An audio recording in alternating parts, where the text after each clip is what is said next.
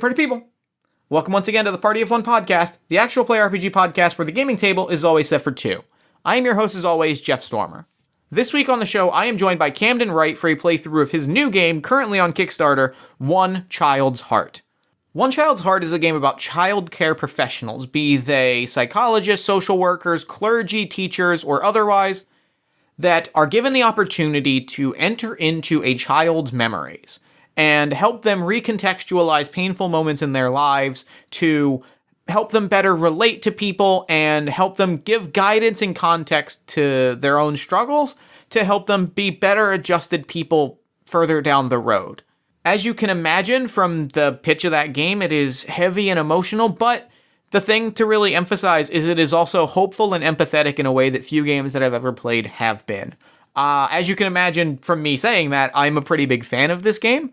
And I think it's really wonderful. The game is currently on Kickstarter. It has, in the first day of the campaign, funded and hit at least its first stretch goal, which is amazing. And you should back it. You can go find links in the show notes to the Kickstarter itself. You should back it and make it a reality. It is a game that I'm really intensely fond of, and I think that you'll really, really enjoy it, and you'll want to have it and to share it with the people in your gaming groups. So go make it a reality. You can find a link in the show notes. That said, this is also a content warning. As you can imagine from the pitch of the game, we are going to be exploring some issues of childhood trauma. We are not doing so in an exploitative way, but and specific content warnings are in the episode itself. But if that is something you are sensitive to, be aware of that before diving into the episode.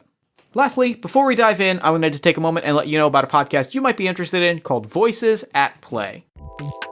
Have you heard about Voices at Play? Well, picture this. There's a table, and at that table, there are 16 people, but they're all different from one another. It looks like they're playing a game, but it's not one you've ever heard of. Have I piqued your interest? Voices at Play is an actual play tabletop roleplay podcast featuring marginalized people playing games designed by marginalized creators. You can find out more on ttrpg-voices.com. Voices at Play, making space at the table for everyone. And with all that said, let's throw it over to me in the past so that he can get started with the show. Take it past me. Thanks, future me. This week, I am sitting down with my good friend Camdon Wright. Camdon, thank you so much for coming on Party of One. Thank you so much for having me here today. So, real quick, at the top of the show, why don't you take a moment to introduce not only the game we'll be playing this week, but any other projects, anything that you want the audience at home to know about? So my name is Camdon Wright, and I've designed a game called One Child's Heart. It gives players the opportunity to take over the role of child welfare professionals and enter into the troubled memories of a child and help them reframe those memories from inside. That's spectacular. I'm a little nervous, but really the pitch of that game is just hitting me in the heart of I'm so excited to get into it. That's fantastic to hear. I think one of the biggest misconceptions about the game is that it's a game about trauma, but it's really a game about hope and human connection. Well, it's beautiful. I'm so excited. You're hitting all of my notes here, Camdon. I'm excited. I'm really excited. That's fantastic. So yeah, this isn't trauma tourism. This isn't what's the worst thing that we can have a child experience, but about those smaller moments where from the outside it might not seem like such a big deal, but because of the specifics of that child's life, it was a pivotal moment for them. Sure. So we'll be kickstarting this in April, cool. And that's what I'm working on right now. That's fantastic. Yeah, so why don't we go ahead and dive in? You've sent me over some character sheets, I guess, sort of the various professions of, and why don't you tell us a little bit about the setting, about what we're diving into before I introduce my character. All right, fantastic. So the project in the game is called the Clears Project. It was set up originally by DARPA to help soldiers with PTSD coming back. They found through the process that it worked best with children because they had the neuroplasticity to kind of make those memories stick, and were open enough to want that human connection still. Beautiful. Thanks. So the the long-term goal of the Clears project is still to help soldiers and other people and find ways to monetize it. But right now, kids are still the focus as they perfect the technology. And your professional has been asked to come and participate in this. You have agreed to, after this experiment is over, to never have contact with the child again. Because this is science, and anyone who has one or more highly trained professionals, highly motivated towards them, can dramatically affect the outcome of a child's life. So this is about what you can do in this moment. Fantastic. I have chosen to play a therapist. My name is Dr. Herman Carlisle, pronouns he, his. Herman is a professional. My practice is a well-oiled machine. I take my job and duty to my patients very seriously. I am very well prepared. I think that's part of what has drawn me to the Clears project. I think it is a lot of, I think this was, as much as I got into therapy sort of out of empathy and out of wanting to help people, I think moving towards the Clears project and sort of this big groundbreaking scientific thing was a little bit of a career move for me. And I think I'm like kind of struggling with that a little bit. I think is kind of how my character is feeling at the start of it, is like, I think I took this move kind of knowing that it was something that's going to be in journals and studies and stuff. And I think as much as I know that it's going to help people, I definitely accepted it and saw it and like pitched myself for it out of a little bit of like, this will be good. This will be a good career move. And I'm feeling a little bit conflicted about that at the start of the game. Awesome. So let me ask you a question about your character. Can you give me a short story that really illustrates why he was sought out for this project? Yeah. What is it? Something about him that it was like an indication of how great he is with kids. Yes. There's a story of a child that I think there was a study on, like, long-term, there was a study on long-term growth and long-term therapy approaches particularly within sort of, like, troubled youth, right? There was a study on this, and being that I am particularly interested in sort of long-term therapy, it's what my background is in, it's what I've sort of been, it's what I kind of became interested in. I think that like I was noted in some journals about kind of how to sort of reframe a child's memory over time, like this sort of long-term project, and I think that kind of growth like boosted my profile a little bit, and so they came and sought me out and said like you have a background in sort of long-term growth and long-term sort of reframing of memories and long-term sort of therapy in that regards. This project is something that will require such a sort of like depth of growth and depth of trust that like someone who is used to having that long-term relationship has the tools to maybe deal with that sort of intense relationship and also kind of pack it in and compartmentalize it when the therapy and when like the relationship is at its end. Does that make sense? Absolutely. Yeah. Okay, fantastic. So, cool. He sounds awesome. I like him. I already like him a lot. Yay. So let's go over some of the basics. This Sure. is a very serious game. Right. So we'll go over, this game uses lines and veils. Lines are hard things that we will absolutely not cross. We will not talk about. We will not deal with. Personally, for me, any game that I run, doesn't matter what it is, there will never be sexual assault of any kind. There will never be the torture of children or animals. Mine are very much the same. I would say those are my exact lines. My veils, which are things that we can talk about, but like sort of talking around is a little more comfortable. Mm-hmm. Is my only real veil is eye-related injuries. Okay. And I will tell you, my veil inside this game is if you might suspect abuse of a child, but this game is not about that abuse. It will happen off camera, off screen, and may not come up at all. Cool. All right. So is there anything else, or is that I think that's pretty much it. I think, and then as far as as for the show, we always use cut and break. If things are feeling intense and we really need to just kind of slow it down, we can push the break. You just say break, and we will slow it down. We will kind of transition scenes, take a breather. Or if we need a hard stop, whether that is a safety thing or it's just I gotta go, or somebody's just knocking on the door and I need to go grab that real quick. We just say cut. We'll stop. We'll breathe. We'll talk through. We'll take a break. We'll get things taken care of that way. Yeah, absolutely. And that is, if you choose to use those tools, it is always a gift to gaming. You make the situation better. You allow us to tell better and more interesting stories. So I appreciate it. Of course.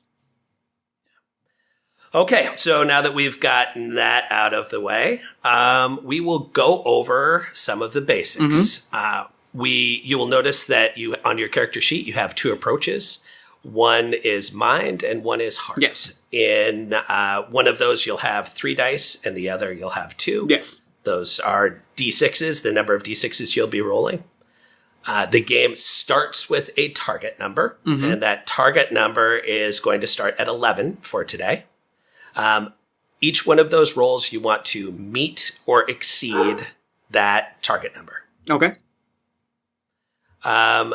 If you succeed in that target number, the only time you'll roll, let me back up a little bit, the only time you'll ever roll in this game is to gauge the reaction of the child. You are a professional. You are very good at what you do. If you want to look around, if you want to do research in between memories, if you want to do those things, you just have access to all of them. Okay, cool. The one wild card is the child, because you never, even if you say and do everything right, you never know how a child is going to react in those circumstances. Cool. So if you succeed in that, you will get a therapeutic token, which we will keep track of. Your goal for this will be to earn 3 over the course of each of the, in total, over the course of the memories that we play. If you earn all 3 of those, you will have a mostly positive outcome at the end of the game when we do the epilogue. Okay. Should you not succeed on that roll, you will have a couple of options.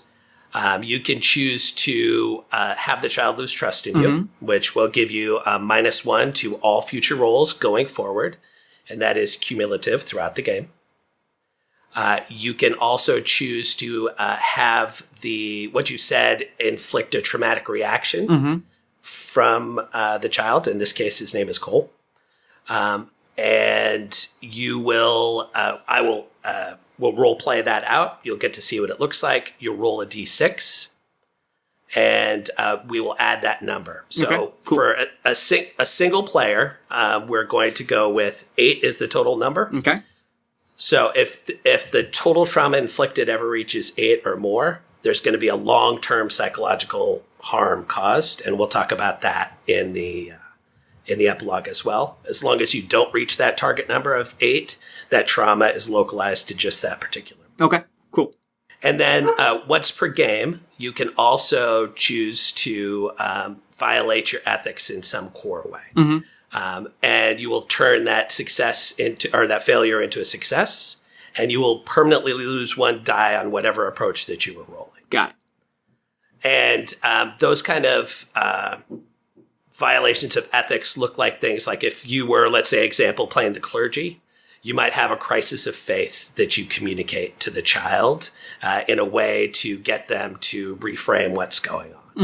So that's that core tenet that you've broken. Or you might choose as a therapist to break confidentiality to share a story involving real names with somebody else, something like that.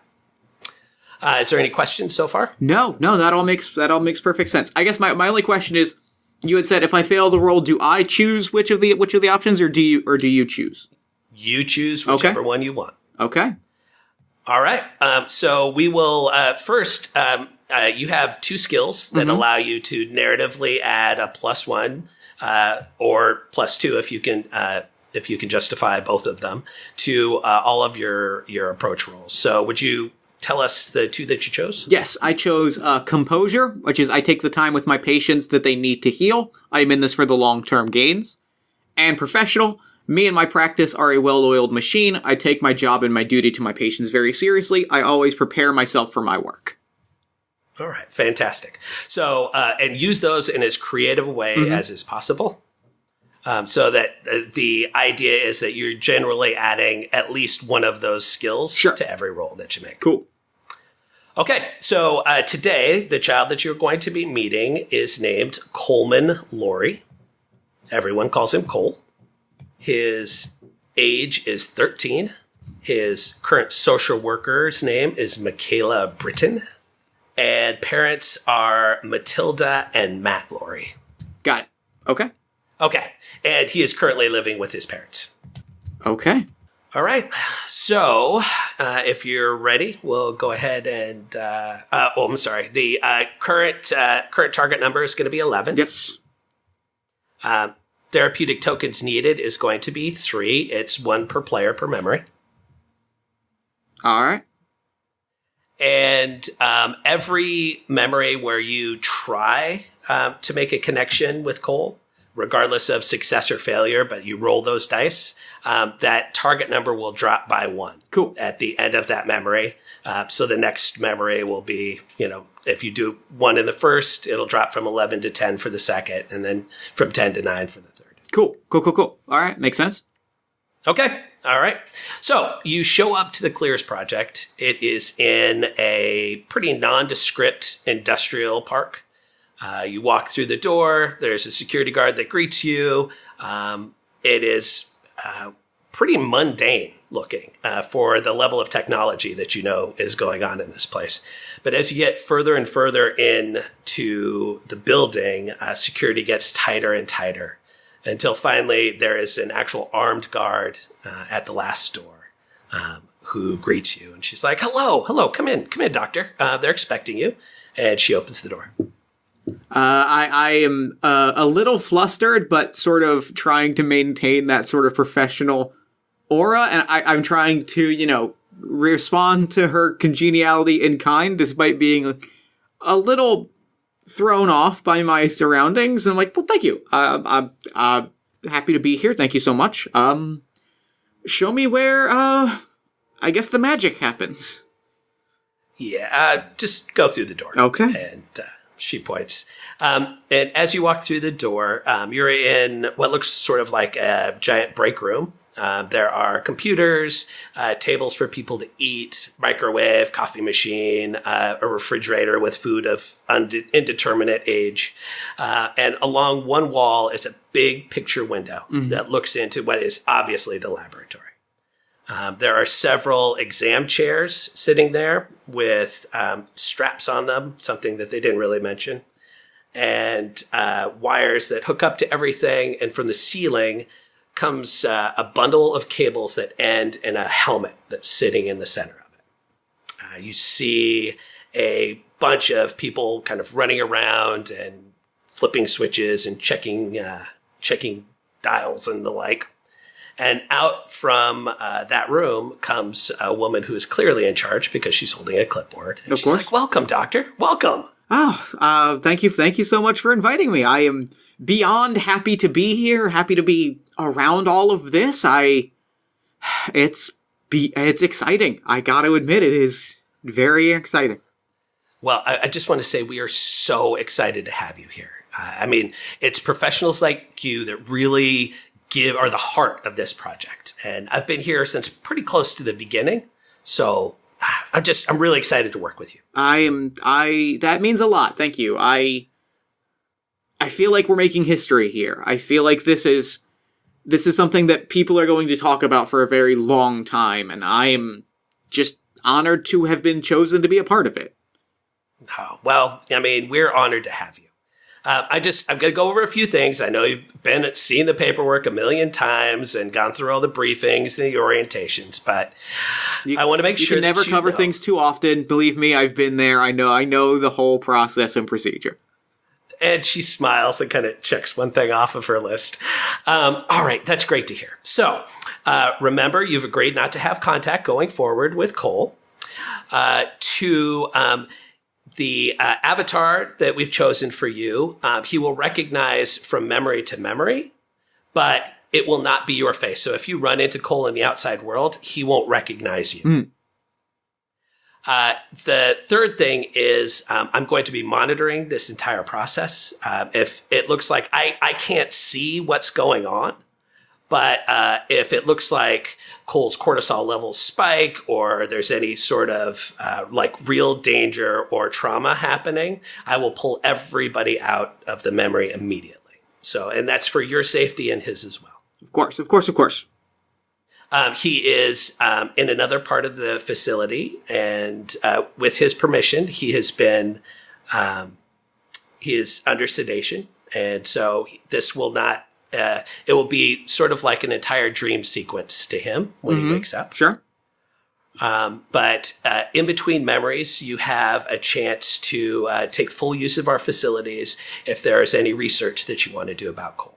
Perfect. That sounds. I am used to being the most prepared person in the room, and I feel a little outleagued right now. Well, we prefer that we learned in the early stages that if the professionals go in being too prepared, they have expectations, and it often gets in the way of the actual therapeutic value of this process. So we just want you to meet him first, and then back yourself up with the data to go back in and do what's necessary. I trust the process. Oh, thank you so much. All right. So we're going to go. Is there any questions, anything I can do for you before we start? Other than, can I drink coffee under the process or is that going to mess with the procedure? No, you can have coffee. I mean, there's no food or drink allowed in the laboratory, but as far as you want, there's coffee, there's tea, there's some donuts. Oh, a coffee and a donut actually sounds like, really, I mean, I can't envision a better de-stressor before undergoing this process than a coffee and an old-fashioned. Okay, that's great. Well, you go ahead and help yourself, and I will get everything prepared. How fresh are the donuts? Are they have they been sitting a while, or are they? They have definitely been sitting a while. That's I kind of figured. All right. So, out of character, here's a moment where we're going to talk about the memories that you are going to experience today. Okay. There are no secrets in this game, so I'm going to give you a list of content warning for the memories that we're about to go over. Cool. If anything is unacceptable, just say nope, and I will pull it out and put another one in its place. Okay. The game is designed to be completely modular. Fantastic. All right. So the first memory features poverty, hunger, and classism. Cool. I'm fine with that. You okay? Okay. The second memory features verbal abuse in the form of yelling, bullying, and gendered swearing. Yeah, I'm all right with that. Okay. And the third features an injury, a fear of abandonment, and a feeling of neglect. I can deal with that. That's all acceptable. Okay, fantastic. So those are the three memories that we'll be using. So you'd say, I mean, you're a professional, so you'd say this donut's probably like a day and a half old. Yeah, it's yesterday's donuts, which is at par for the course. Mm-hmm. So the woman comes back and she's like, all right, if you're ready, doctor, we are ready to secure you in the chair. You can say strap. I'm expecting a little bit of that. So we can have fun with this. Okay. All right. Great. All right. Man, this is going to be a better day than I thought. Okay. Let's get you in the chair and, make sure that tell us if anything is uncomfortable, please. Will do. I give you my word as a professional. I will hold nothing back. All right. Fantastic.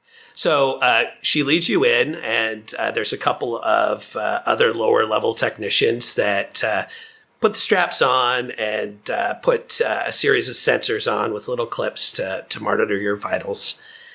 And eventually, the final thing is they slide the helmet over your head. So everything is pitch black inside of there. The sound is kind of the outside world is really muffled. And over what you assume are speakers inside this, you hear, okay, we're getting ready to start anytime now. So, is there any questions before we begin? What'd you say? I'm kidding. That was a joke. I'm feeling good. Okay, yeah, I've never heard that before. Anyway, so I'm going to go ahead and count it down. We don't know what memories you're going to be experiencing, but we do know that they all happen in a linear time line from earliest to most recent. So this is the youngest you'll ever experience Cole being. Okay? Okay, understood. All right, so we're counting down from 5, 4, 3, 2, 1. Everything goes white. And as the picture refocuses, you're standing outside of a gas station in a small rural town. You can see inside this gas station has like a little store, a little mini market in it. And it's brightly lit on the inside. And you can see Cole. He looks like he's maybe 11 at this point. Okay. And you see that there is an adult man, probably in his late 50s, yelling at Cole. But from where you are right now, you can't really hear what's going on. I'm gonna look and see if I see glass or anything to get a reflection, because I know that they said my face would not be my face, and so I want to know, get a handle on who I am, what I am, or if I am anything in this particular memory. Yeah. So you are. What's your character's ethnicity? I think white. Okay. So you look like the most generic, semi-professional looking white dude on the planet. Like, remarkable in your unremarkableness. Got it. I think. Yeah, okay, so I kind of, like, adjust the tie that I'm absolutely wearing. Uh-huh. And I just kind of, like... Is Cole being yelled at in the gas station or outside of the gas station? Inside the gas station. So I think I'm gonna step inside the gas station, grab, like, some snacks, and just try and, like, overhear what is happening so that I can kind of step in if needed. Yeah, absolutely. So the as you open that door, you hear, "I warned you that this was going to be the last," and it's like there is a transformation. And the owner is like, "Oh, hi, welcome to the store. I'm sorry about that. Is there anything I can help you find?" Yeah. Do you have? And I'm gonna like take a quick scan behind the counter. Uh-huh. And, like, I'm looking specifically for whichever brand of cigarettes or chew or something is, like, the farthest back and the highest up.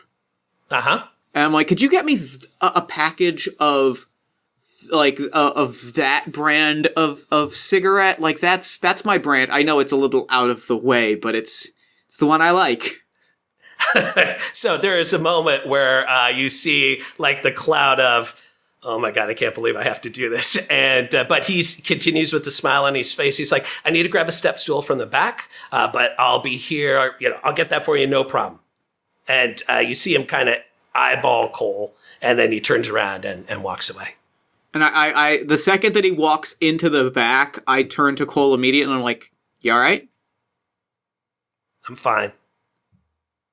Are you okay? Are you okay?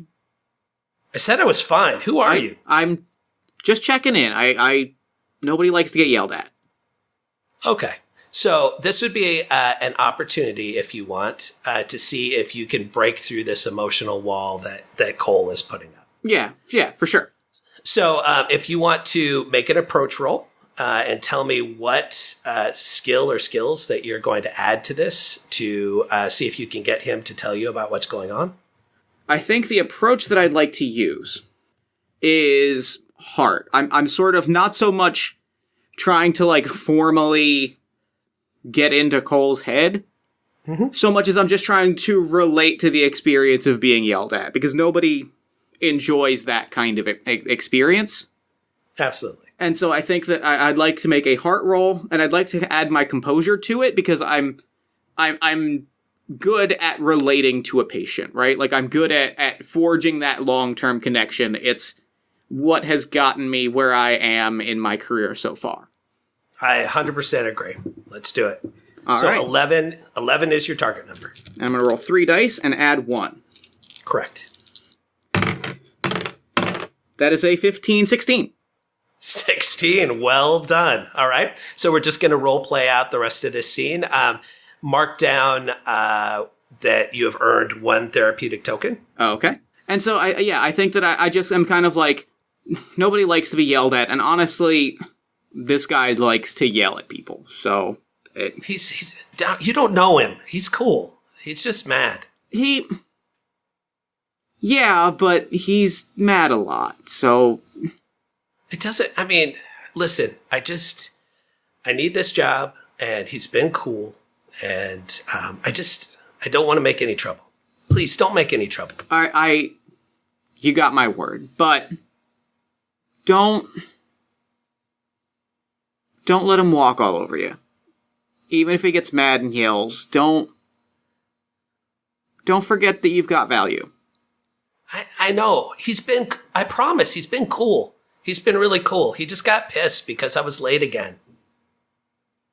Yeah, but, that happens sometimes, right? Like, people are late, but I guess that doesn't mean you have to get yelled at. So there are a couple things that you notice. One, Cole at 11 is way too young to be legally working here. And 2, there's actually you see he's got a backpack that's kind of leaning down at his feet, and there's a couple of cans of corn inside of it. And I look at the backpack, and I stand there for a second, and I reach into my pocket, and I pull out like a 20 or something, right? Just enough to cover what's in the backpack, probably. So this is a memory that's happened in the past. You can't actually affect the outcome of it. What happened. So I think what I say, I think I just kind of look at this stuff in the backpack, and I'm like, don't do it while he's around. I always pay him back. I know, and let me tell you, that's a damn honorable thing to do. And you should be proud of doing that, but just don't do it while he's around. You'll get yelled at, or worse, you'll lose your job. And do you really want to have been fired at 11? I think I'm already fired. Nah, he's just mad. It's like you said, he's cool. He's just mad, but just... So what do I do if he does fire me? My family needs the money. I mean, my parents don't even know I'm here. Well, if your parents don't know you're here, and it sounds a little bit like the only people that know you're here are you and him. I mean, he thinks my parents know. Well, if you get fired, nobody has to know. It's like you get a pass. Think about it that way. You get another shot at your first job. Well, how are we gonna? Oh, never mind. No. Ask. It'll be fine. No. It'll be fine. No, ask. I'm all ears. I got time. What's up?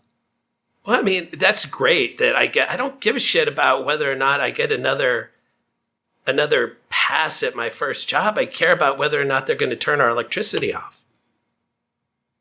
There are other jobs, though. And we're trying to, in this crappy town? I know. It sucks here. There's no other way to put it, but it's... The second you start to look at it as the end of the line is when you turn into everybody else. And I think you're better than that. So in the background of this conversation that's going on, you see the store owner, and he's just sort of frozen in place.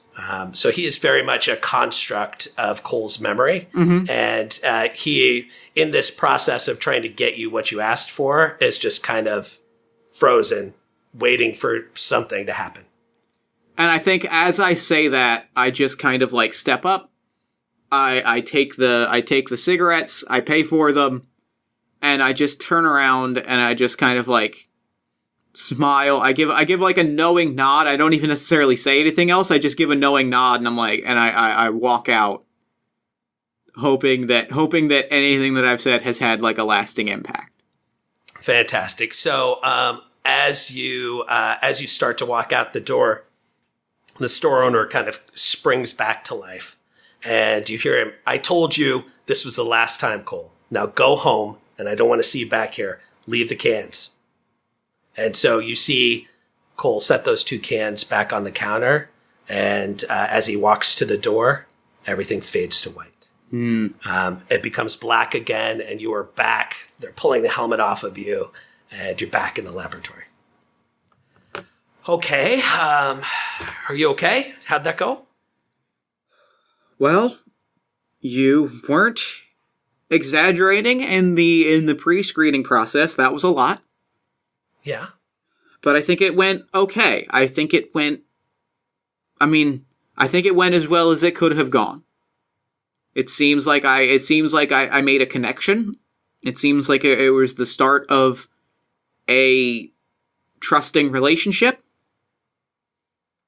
And here's hoping that the next few go just as well. I think we're on the road to something good. You know as well as I do that this is a long process, but I think that this is the start of something good. All right. Well, I'm glad to hear that. Take a break. We need Cole. Give Cole a little time to rest and relax. If you want to do any research, you have full access to our computer systems that are tied into his case files and everything. So just let us know if we can help. Yeah, I would love to get some research on both Cole's family, like both Cole's parents, like jobs, occupations, their living situation, and also I guess the town. It's like the town in which he grew up. I think both of those would really be helpful. I got a few glimpses of it in our interaction, and I would love some conversation about, or some insight into what that looks like to better know how to approach future interactions. Yeah, absolutely. So Cole grew up small rural town, middle America. You know that he has been with one foster family in his life, and he's back with his parents. Dad was diagnosed with lung cancer several years ago. Ended up needing some pretty serious treatment. Family lost their house. The Cole stayed with in a kinship care situation. So instead of going to strangers in foster care, he went to family friends. Mm-hmm. And while his parents were out of town getting treatment for Dad and trying to kind of get their feet back underneath them. Okay. He's grown up, you know that Cole and his family are African-American in a predominantly white town. Mm-hmm. And Cole has a history of doing pretty well in sports. Okay. Any other specific questions? Yeah. I'm curious about, Cole had mentioned it being a dead-end town, so I guess I'm curious about, the makeup. You said it was a predominantly white town. Is it a predominantly working-class town? Is it more of a middle, upper-class community? Like, how was that town, and had it changed at all in the time that he was sort of living there? No, it is. There's a lot of agriculture in the town where he is. It is having a family farm collapse is not all that uncommon, unfortunately, these days. But his dad was stayed at home, tended the farm. Mother was a nurse at the local clinic, and so primary breadwinner for the household. Sure. Okay. And they're not. Okay. Go ahead. Oh no, I was gonna say. Okay, that gives me a good. Okay, so it's a farm community. but kind of a struggling farm community. That puts into perspective a lot of what Cole was talking about. Mm-hmm. Okay. Absolutely. Anything else? No, I think that does it. I think those are the things that I wanted to learn more about. Okay, fantastic. So, is there anything that your character wants to do outside of research? I think he sits for a while.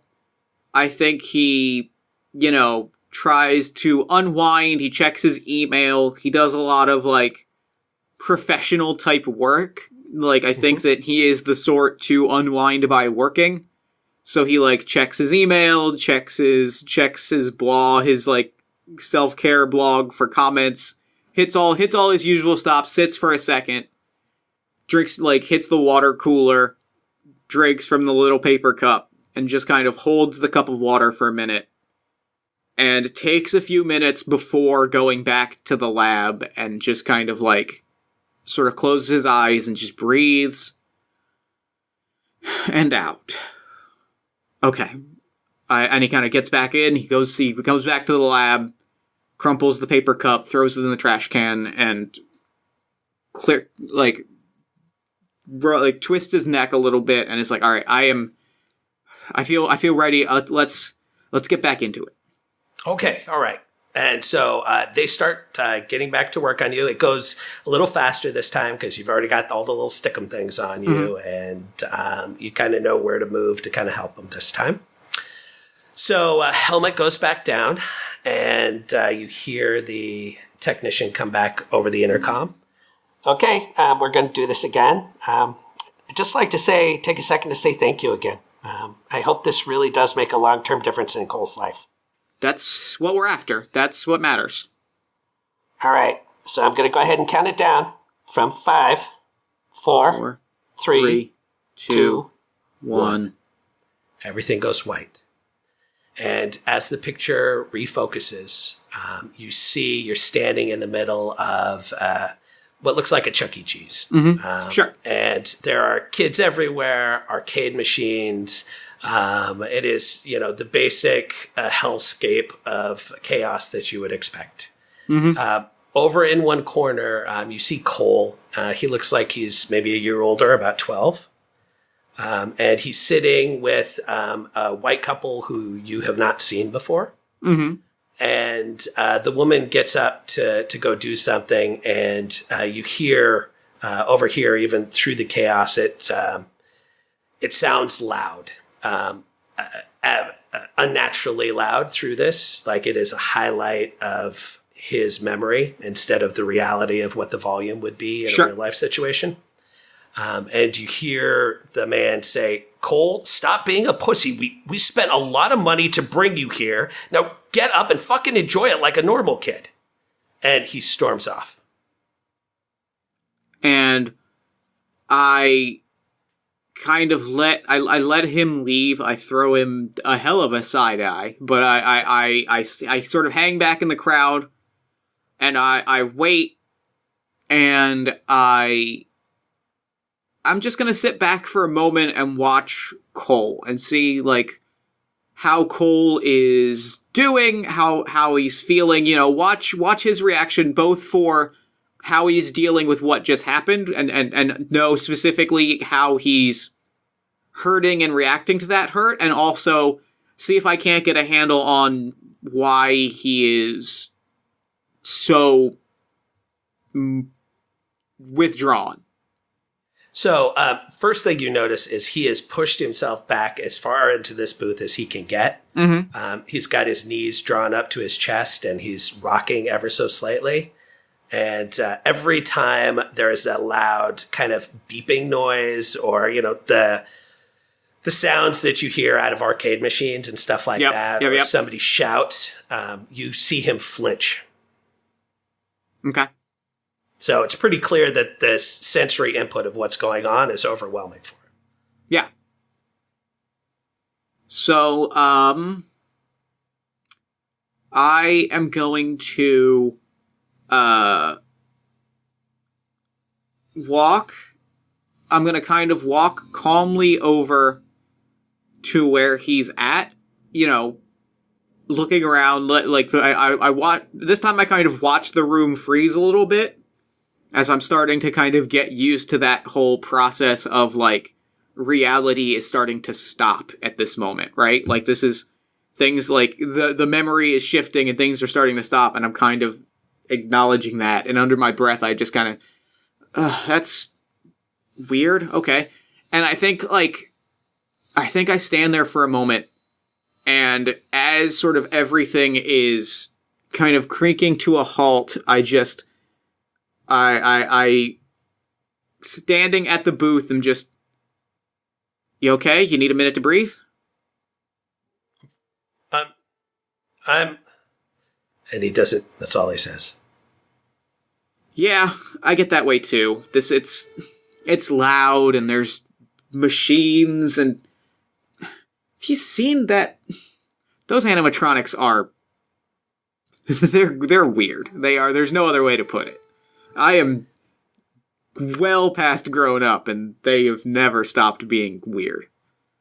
There is one of the kind of ticket machines that are nearby lets out a beep, beep, beep, beep. And when that happens, you see it's like Cole doubles down into himself. And I think at this point I have sat down in the booth across from him and I'm just like, breathe in and out. Okay, so Let's go ahead and make an approach roll to see how Cole reacts to that. I think this is more of a mind roll than a heart roll. Okay, so and those approaches are kind of generally the way you do your job. So you can always roll on the higher because we always kind of approach jobs in the way that we're best at them. Sure, that makes sense. So yeah, I think then this is a heart thing. This is me knowing what is troubling him, right? I can tell there's a connection between the beeping of the machines and hospital beeps, right? I can tell he's going through this, and but I'm trying to specifically not confront him with that because I think that possibly confronting him with that directly while he's still sort of in the worst throes of this sort of anxiety attack is going to probably worsen it before it gets better.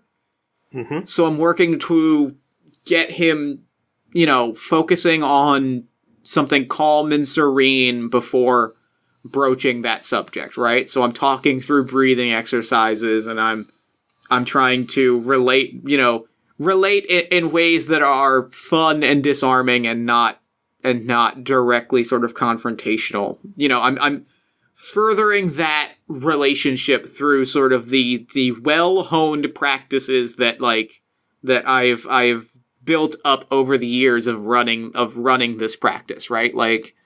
All the sort of classic things. Perfect.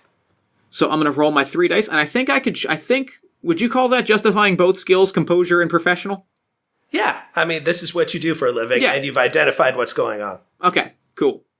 So 10 is your target. Yep. That's 2, 6, 12, 13, 14. Fantastic. The dice are with you today. Dice are with me today. They are not always with me, especially there have been a few episodes that have been me rolling very badly and just watching things spiral out of control. So I'm feeling pretty good today. Good. So Cole kind of slows down and you can see him.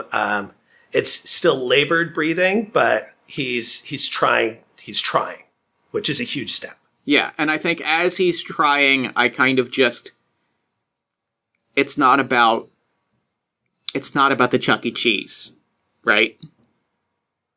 I just didn't want to come here. I told them I didn't want to come here. And they didn't listen, and that's not fair of them.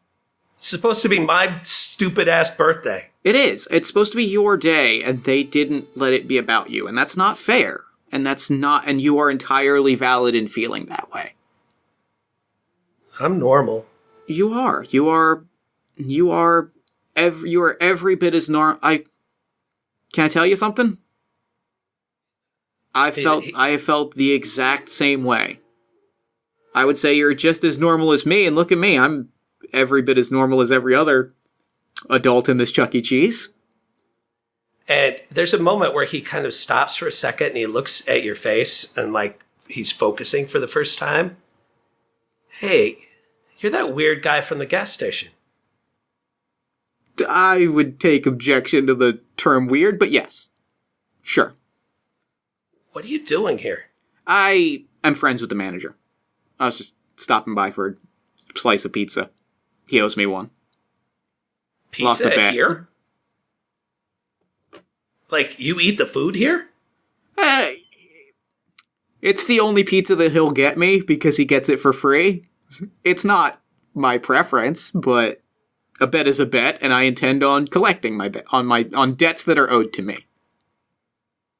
And that ticket machine goes off again, and you watch him, like, really tense up again. Breathe. I know.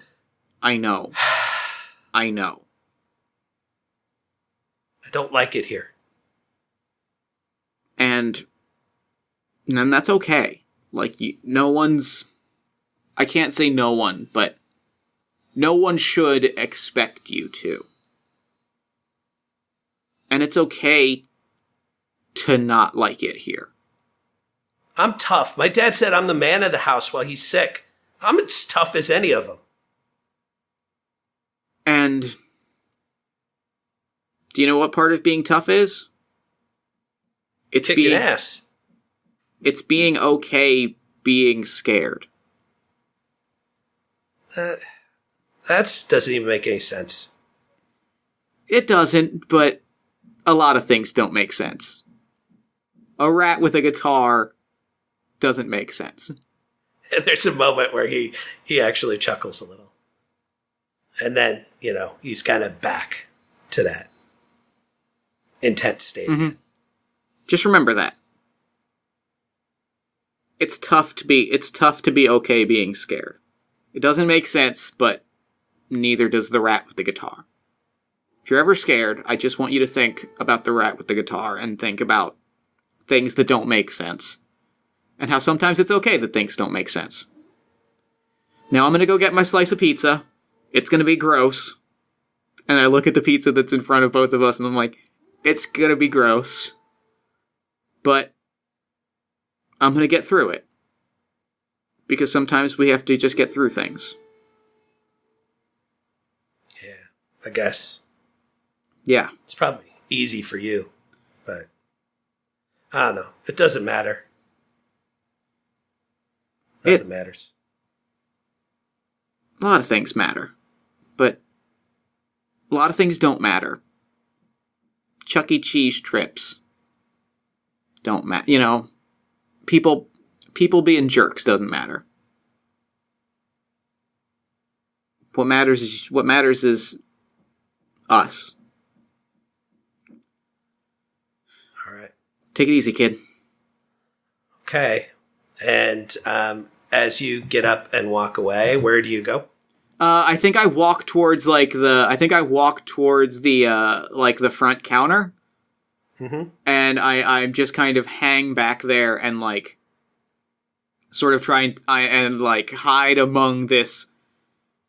What I'm kind of picturing in the dreamscape is an overwhelming crowd of people. Mm-hmm. So it's kind of just stepping among people so that I kind of tastefully fade into the background.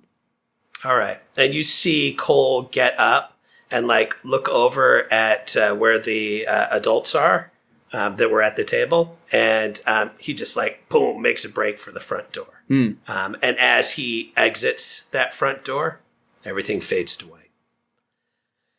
Goes back to black. They pull the helmet off of you. Are you okay? It's... Yeah, I'm alright. It's a difficult, it's a lot. It's a lot to take in, but I'm okay. The head technician leans down kind of conspiratorially and whispers in your ear, "There are fresh bear claws in a box in the third cabinet on the left." You deserve a Nobel Peace Prize. Shh. And she gets up and she walks away. And I think I get up and I stretch and I go have another cup of coffee, decaf this time, because I don't think I need the extra caffeine at this point.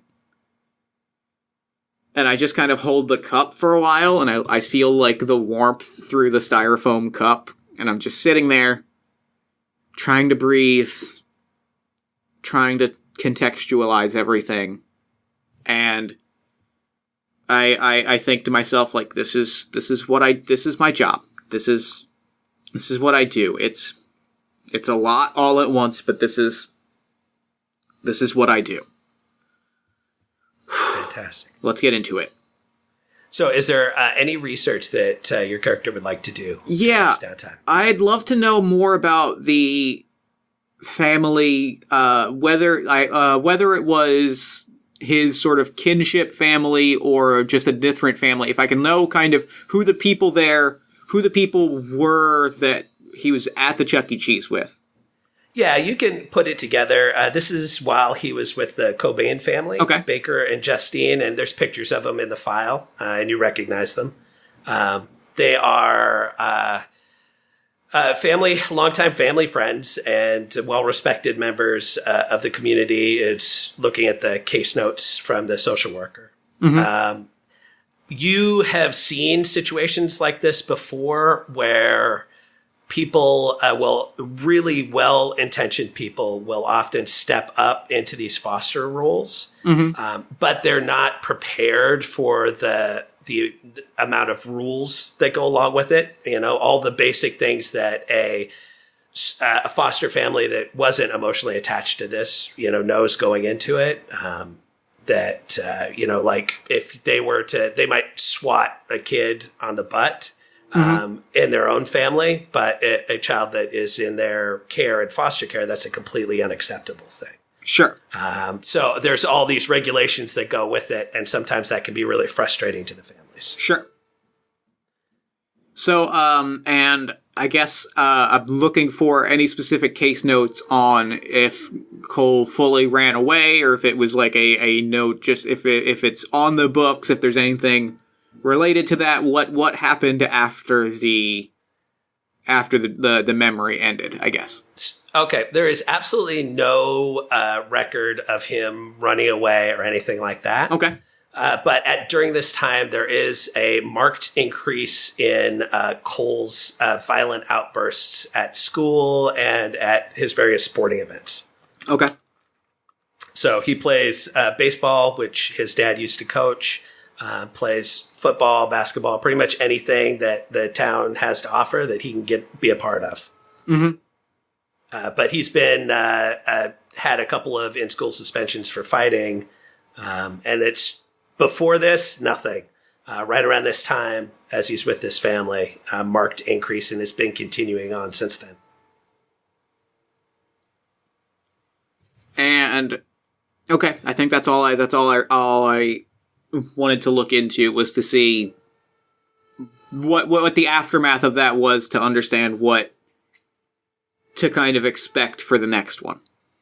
Okay, fantastic. I'm immediately now going to move in on those bear claws. All right, and it's the promised land of pastries. Oh, they are fresh. These are like top tier supervisory level pastries. Oh, bless. Bless. All I can say is bless. I am I am just like sitting with this bear claw for a bit, and I am trying my best to enjoy it for all of its like flaky, gooey glory. And it's a struggle. It's a struggle. There's a lot of stress in the air. Carrying a lot of stress at this moment, but it's a tiny treat for myself, and I know how important that kind of thing is.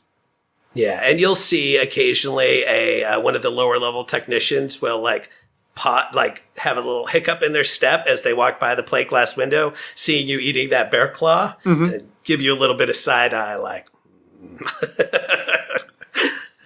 All right, so I'm gonna wipe my hands with a napkin, stand up, loosen my tie and like go head back inside. Like, all right, I am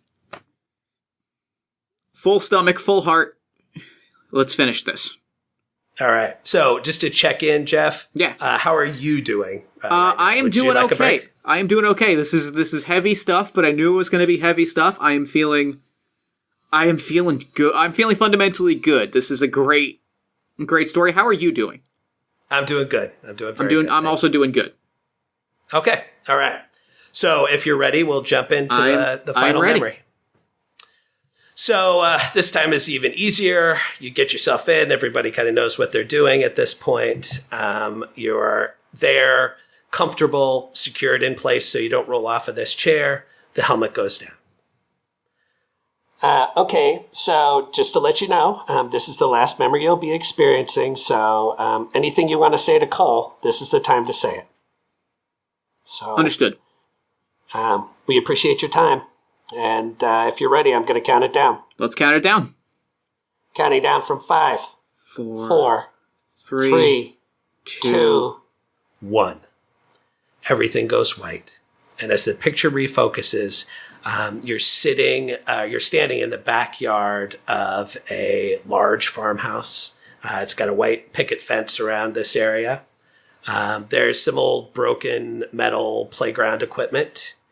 And an old picnic table with a stack of boxes that are tumbled over next to it.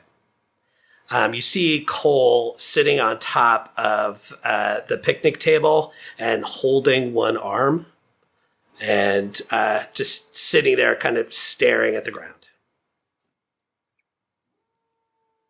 And I for a moment hesitate walking over because I don't know what to say. This is the last interaction we'll have, and these memories will hang, but it's a lot to deal with, so I think I take a moment to walk over, and I sort of my shadow standing over him kind of falls over Cole a little bit as I you alright? You cool? And he turns around, and the reaction is immediate. It's like, what the fuck do you want? Just checking in. I don't know you. That's fair. You'd say he's pretty close to 13-ish at this point. Just checking in. You seemed out of it. And he looks back and he sees you again. So it's at that moment where he focuses. And the whole time he's just kind of gripping that arm tightly. You're the creepy son of a bitch from Chuck E. Cheese, aren't you? I would object to the term creepy, but yes. Well, keep walking. I don't need you. You alright? Holding your arm pretty tight. Fantastic. Go ahead and give me an approach roll. All right. We'll call this heart again. And I think that I'm trying to keep a distance. I think more so than composure. I think this is me trying to give the distance that Cole needs in order to ease up and drop his guard a little bit. He's feeling like he needs to put some distance between us, so I want to allow him to put that distance in the hopes that he'll feel safe enough to sort of lessen that distance. So I think I'm going to add professional to that. More so than composure. So your current target number is 9. All right. Since you rolled. See, we got 6, 2, 6. That is 15 again. Yes, fantastic. So, Cole looks at you. He's like, "It's nothing. I'm fine." Are you?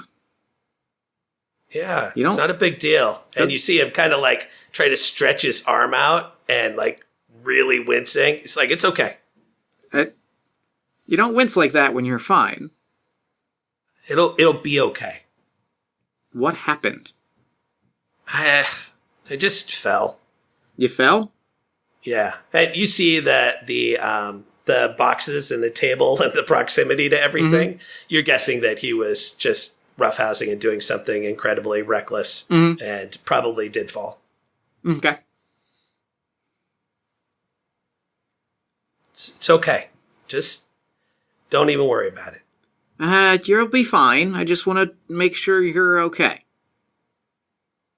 Yeah. I mean, my dad's in the hospital. You think this is going to stop me? I know it won't. But, I mean, next time might. What do you mean?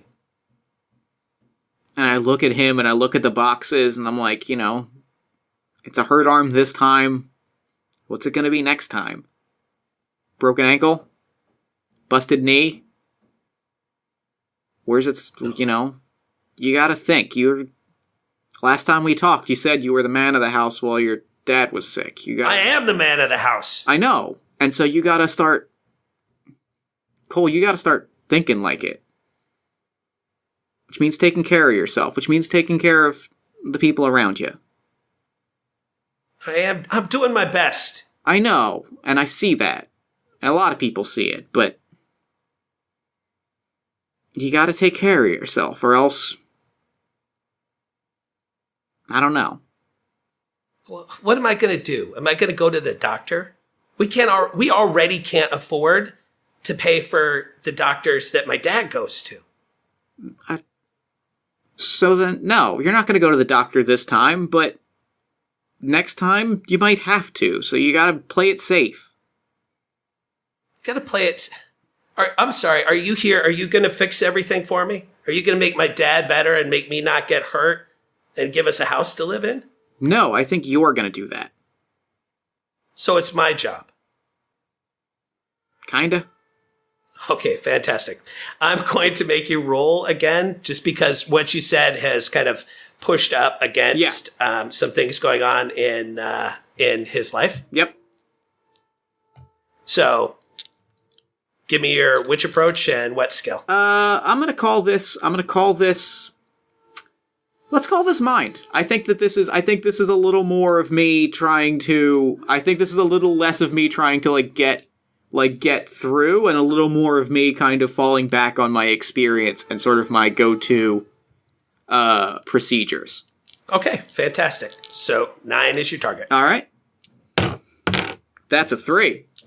All right. So now you have a choice. You can have Cole lose trust in you.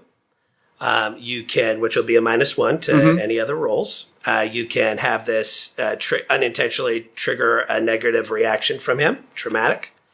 Or you can choose to violate your ethics, turn that success into a failure. I think this is going to be failure into success. I think this feels like the right moment to lose trust. Okay, fantastic. And I think I'm willing to push that, since this is the sort of last interaction that we'll be having. I think. All right. So, I think I'm being a little more willing to sort of push at him a little bit. All right, fantastic. And you can call anytime you want. If you want to make an approach roll, you just let me know. Sure. So Cole, immediately on hearing you say it kind of is, I am doing my best. Everyone else is telling me that it's not my fault, and you're coming here telling me that it is? I didn't make my dad sick. I didn't make us poor. I didn't put us in this stupid town. I'm not saying any of those things are your fault. I'm saying you hurting your arm, being reckless, that might have been a little bit. And I'm saying you can't change those things. You can't change those circumstances. Those are just what they are, and I wish I could do something to change that. I really, really do. Yeah, I know. You're just another person that walks in, tells me what's right and what's wrong, and can't do shit to save me. Yeah. At the end of the day, yeah. That's exactly what I am. But you know what you are? Let me guess, a loser. No, you're the one person that can do something. You're better, which means that you are... It means you're the only person that's not a loser, because you're the only person that can change your situation. How? Be smart. Be smart. Be the person that you are. Look. Do you like sports? Yeah. Let me tell you a story. I used to play baseball. You? Yeah. I know I don't look like it now because I busted my ankle in college in a prank. Ended my career. But I could have been somebody, but I was reckless. I wasn't smart. I could have... There was talk of getting scholarships that, like, would have changed everything for me. And it didn't happen because I didn't take care of myself. And I think I'd like to make an approach roll for that. All right, fantastic. I'm going to call that heart. All right. And I'm going to not add a skill to that, I don't think. Okay. So 9 is your target. 5, 7, 10. 10. Even with the -1, you're good to go. All right. Perfect. Okay. Nobody's going to come to this crappy town and offer me a scholarship or anything. Stranger things. Scouts are always looking. Besides, you think a small town kid with a dream isn't any school's dream get? They'll be looking. They're going to be looking at schools like this because they're going to be looking for the next great underdog story. You just got to keep your head on your shoulders long enough to be part of it. What if that doesn't happen? What do I do then? You find another way. You be smart. Because if you keep your head on your shoulders, then you're able to pivot. I pivoted, and I'm all right. I don't know. I know. It sucks to hear this because you're at a point and things look like they're not going to turn around. You gotta hang out. You gotta be... I don't know. You gotta be... you. What if I don't like me? A lot of us don't like us. That's part of the game, but that's what we're all playing against. And on the best days, you get ahead of it. You stay one step ahead, you take it one day, one step at a time, and you find a way to work with somebody you don't like. You've worked with people you don't like before, right? Yeah, like my whole life. I don't really like anybody. So then what's working with one more? What's getting one over on one more person you don't like? If that's all that you have is getting one over on somebody that you don't like, that's something. That's a win. And then maybe eventually, if you work at it, you can start to look in the mirror and say, I'm somebody that gets one over on people. And then maybe you start to not dislike yourself quite so much. You think maybe you could talk to people for me? And you know you can't. You've agreed not to. Yep.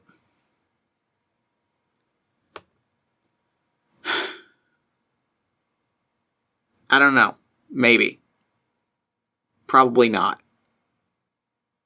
Oh. But Stranger Things, right?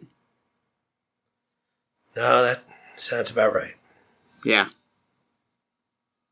A woman comes out of the back of the farmhouse, and you recognize her as Cole's mom. And Matilda does not acknowledge your existence whatsoever, which you would expect that a parent normally would. And she says, Cole, are you okay? Were you up on those boxes again? No, Ma, I'm fine. Well, get your butt in here. It's almost dinner time. And he starts to walk away from you, and he stops and he looks back for just a second. So I guess I'll see you or whatever. Yeah. Guess I'll see you. And so as he walks to the door, everything fades to white, and you're back in the laboratory. They unstrap you, clean off all the little sensors and everything else, kind of get you set up. All your stuff is waiting for you, and the lead technician comes up and says, I want to make sure that you know we have a complete support process in place. There is a 24-hour hotline, so if you need anyone to talk to, we're there. They understand the project and, kind of what you've been going through. Yeah, thank you. I appreciate that. Is there anything that we can do or any way that, we can support you in aftercare? I will be in touch with the hotline. I think for now, I just kind of want to get home, decompress. It's TV night with the husband, and it's going to be good. All right. I just need need a little time to unpack stuff. Is it okay? I have one question that they request that we ask before Please. we leave. It's, would you be willing to participate in this project in the future?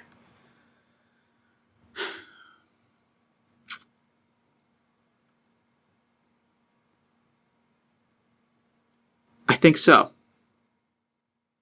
Okay. Yeah, I think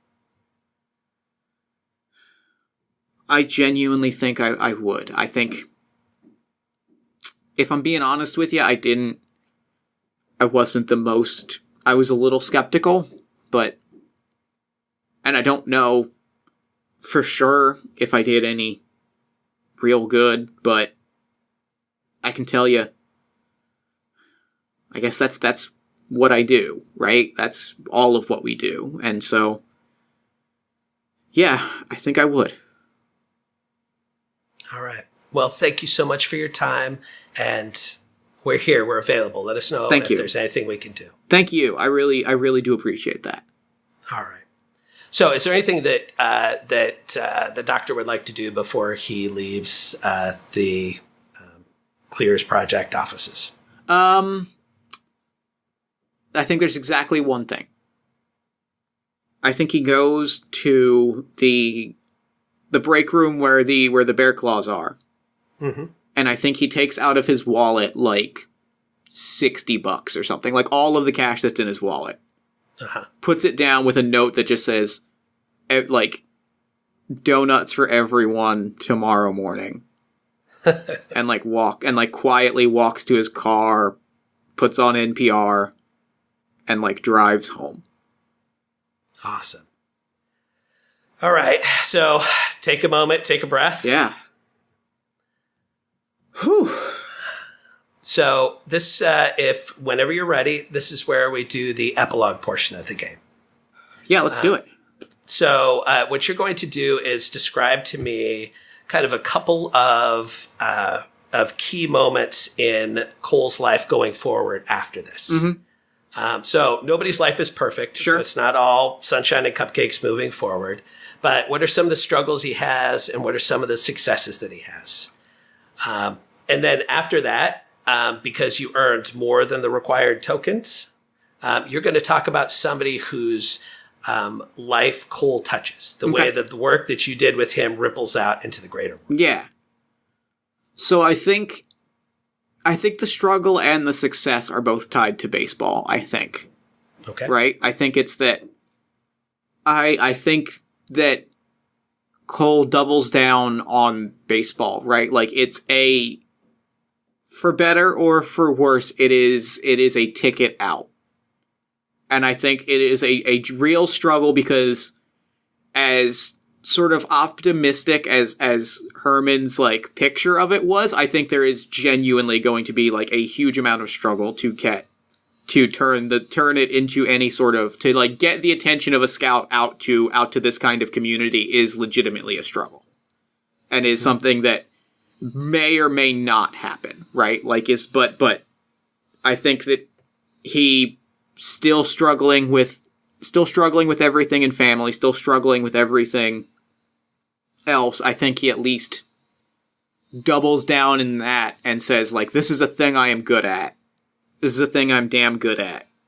I'm gonna be great at it.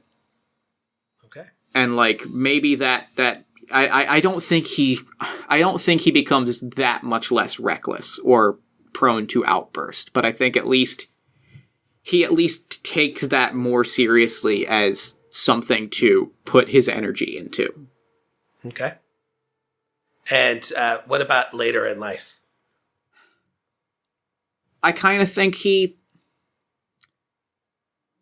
I am genuinely unsure if he gets out of that community. You know, having grown up in that sort of rural community and having seen a lot of people around that community, like, I could see it being something that he actually does get a scholarship and go somewhere, or it could just as easily be that he is managing that farm 10 years later. But I'm less clear on what happens later in life. Okay. And who is somebody whose life Cole touches? Following along with this, I kind of like the idea that, like, if it's a rural community, the school probably isn't particularly well staffed. I know the schools that I went to, there was a lot of this person is 4 different roles. So he probably had, like, at least one really strong relationship with, like, the coach, who was probably also his English teacher, who was also, like, the head of the AV club or something. Uh-huh. And I think that they probably, like, had a really, like, close friendship, like a mentorship into a friendship that probably, like, lasts well after adulthood, whether he leaves town or not. Like, they probably stay in touch. Okay. And and I think it's that he is comfortable, like, being, I'd say, confident but not confrontational around him, right? Like, I think that the two of them form a bond of like, if you need to like posture at me, you can posture at me. I'm not gonna back down, but I'm not gonna like respond and escalate, but I'll let you puff up your chest. And in exchange, like, I will push you in a supportive way. And I think that Cole opens up to that kind of a person. And fantastic. Feels like, and I think that specifically the coach gets to feel like he made a difference, right? Mm-hmm. Awesome. Yeah. All right. So Cole goes on and he leads a good life. Mm-hmm. It's not perfect, and he certainly has his struggles like any of the rest of us. Yep. But he is certainly in a more emotionally healthy place than he might have been otherwise. Every time I run this game, I create a unique child. Mm-hmm. So Cole is just for you, and just for this moment, and just for this experience. You are the only person that will ever meet Cole directly or affect his life. That's beautiful. And because you were willing to show up and be vulnerable and reach out with empathy, you were able to touch one child's heart. So thank you so much for playing. That's beautiful. As emotional as it was getting, I felt like I was keeping it together until that exact moment. Thank you. That is, wow. I'm over the moon. This is what a great game. This is everything I wanted it to be and more. Oh, thank you so much. I'm glad to hear that. Beautiful. Camden, thank you so much for coming on Party of One. This was an amazing experience. Thank you so much for having me. I am delighted. I'm going to take a moment and just feel this, decompress for a moment, because this was a lot of emotion. And I think I gotta say, I think you were exactly right in your description of the game. It is a lot.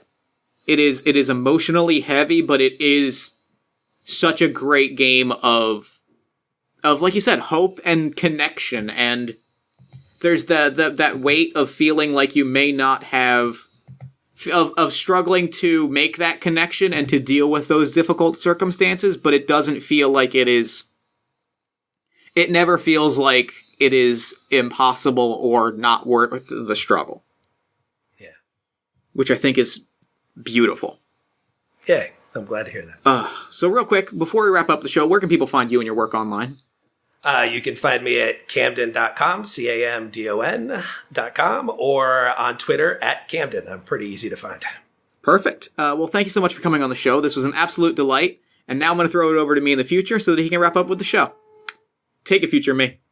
Thanks, past me. And thanks again to Camden for coming on the show. That game was... I don't even have words. It was wonderful. Be sure to check the show notes for a link to the One Child's Heart Kickstarter. Back it, make the game happen. It is already funded and is blowing through stretch goals. Also, be sure to follow Camden on Twitter at Camden, that's Camdon. Then while you're on Twitter, follow us at Party of One Pod, then like the show at facebook.com/Party of One Podcast. Join our Discord community at bit.ly/Party of One Discord. And if you'd like to support the podcasting, game design, and community support work that I do every single day, you can do so at patreon.com/JeffStormer. Speaking of podcasts that I do, you should check out a little thing that I make called All My Fantasy Children. All My Fantasy Children is a podcast on the One Shot Podcast Network about character creation, storytelling, and world building, all powered by you. Every week, my best friend Eric Gatano Saez and I take a listener-submitted prompt and spin it into an original fantasy character using some of our favorite tabletop role-playing games, populating a shared universe along the way, one story at a time. New episodes drop every Friday at allmyfantasychildren.com. If you enjoyed this show, consider leaving us a nice iTunes review, a social media shout-out, or a word-of-mouth recommendation to a friend. All of those things go a long way in helping us find new listeners, which helps us grow and do bigger, better, and cooler things. Party of One is produced and edited, as always, by Jeff Stormer and Jen Frank. All music for the show comes from the song Infinite Lives by Megaran featuring the D&D Sluggers. If you'd like to inquire about advertising rates or about coming onto the show, you can reach me at partyofonepodcast@gmail.com. And that's it for me. Until next time, thank you so much for listening. Remember to fight the forces of fascism every single day. Remember that self-love and self-care are radical and defiant acts of resistance. And as always, party on, everybody.